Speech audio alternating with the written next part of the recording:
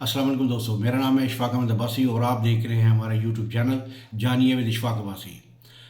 मेरे पाकिस्तानियों, आपकी बहुत बड़ी जीत हुई है। आपको अंदाज़ा नहीं है कि आपका 8 फरवरी का वोट क्या नई सुबह ले आया है।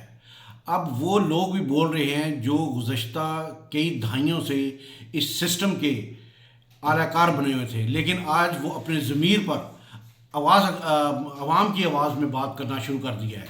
और इसकी प्राइम एग्जांपल जो अपना कमिश्नर रावलपिंडी है, लियाकत अली चट्ठा, उसने गवाही दे दी है। This is just tip of an iceberg. और इसके बारे में ये ज़रूर कहूँगा कि उसने ये कहा है, लियाकत अली चट्ठा ने ये कहा है कि 13 एन ए की जो नशिस्तें थीं उसमें धांधली की है और आज तक करता रहा हूँ। और आज सुबह भी मैं अपना खुदकुशी की कोशिश की, लेकिन फिर मेरे ज़मीर ने मलामत की कि मैं क्यों हराम की मौत मरूं, मैं इनको क्यों ना अपना कटारे में खड़ा करूं, इनको आवाम के सामने क्यों ना नंगा करूं। और उसने अपनी पूरी जो टेन्योर था उसमें सिर्फ 20 दिन रह गए थे और उसकी रिटायरमेंट होनी थी। अगर वो ये काम कर जाता तो इनको जो पर्क्स एंड प्रिविलेजेस मिलने थे वो हमारी सोच से भी ज़्यादा थे।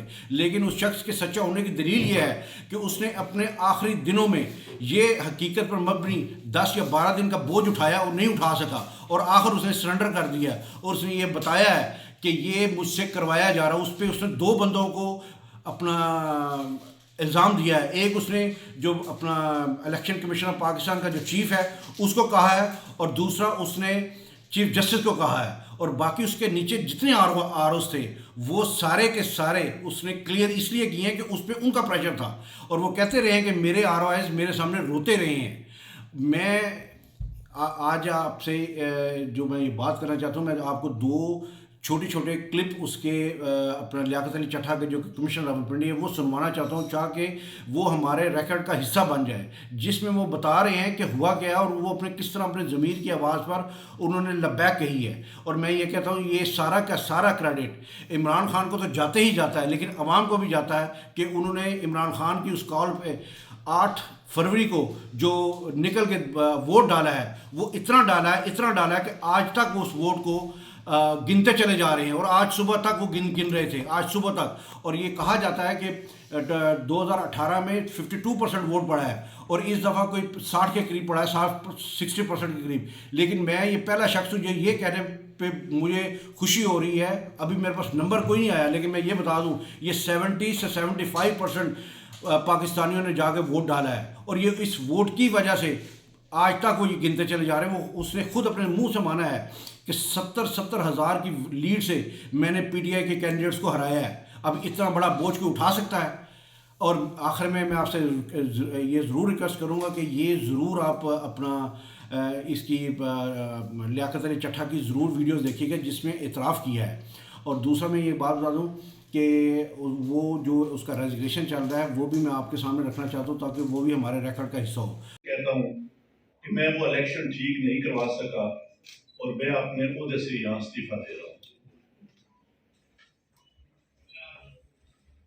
मैंने जो इस इलेक्शन में गलत काम किया है, रावलपिंडी के 13 एमएनए की सीटें जो हारी हुई लोगों को हमने जितवाया है, लोगों की 70 हज़ार की लीड को हमने उनकी शिकस्त में बदला है।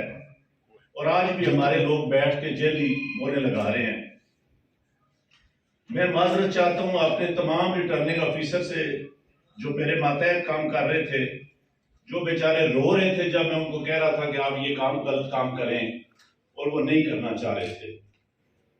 मैंने इस मुल्क के या इस डिवीजन के साथ जो गलत काम किया है, मुझे रावलपिंडी के कचहरी चौक सोशल मीडिया का और ओवरसीज पाकिस्तानी इतना प्रेशर था कि मैंने आज सुबह की नमाज के बाद एक दफा मैंने खुदकुशी करने की कोशिश की है, लेकिन फिर मैंने सोचा कि मैंने क्यों ना ये सारी चीजें अवाम के पास रखूं, मैं खुद क्यों हराम की मौत मरूं और मैं ये सारी चीजें अवाम के सामने क्यों ना रखूं। मैं इस क्रम में से गुजर रहा हूं।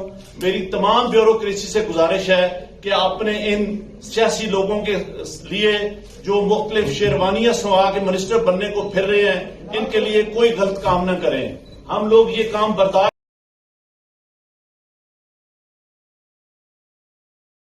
सबसे एक हैरत अंगेज़ बात जो मुझे फ़ील हो रही है वो ये है कि राना सनाउल्लाह इस पे आके उसने बयान तो दिया कि ये ज़हनी तौर पर अपना साइकोपैथ है, लेकिन बात ये है कि उसने जो बात की है, मैं अब उसके जो आरओज़ हैं वो या जितने जिनके पास जिन्होंने फॉर्म 45 बनाए थे उसके जो अपना वो लोग हैं उनसे मैं रिक्वेस्ट करूँगा कि वो आएँ और आकर अपना वीडियो बयान ज़रूर जारी करें, ताकि ये जो अपना कमिश्नर रावलपिंडी ने बात की है उसकी बात ये स्टैंप हो जाए कि ये उसके आरओज़ ने भी उसके उनको भी ये प्रेशर था, और ये जो एक नया गेम डालने की कोशिश की जा रही है जिस पे जो अपना बोझ सारा कुछ इस पर डालकर इसको पागल करार देकर हो सकता है इसको मरवा ही दिया जाए, इसको कुछ कर दिया जाए।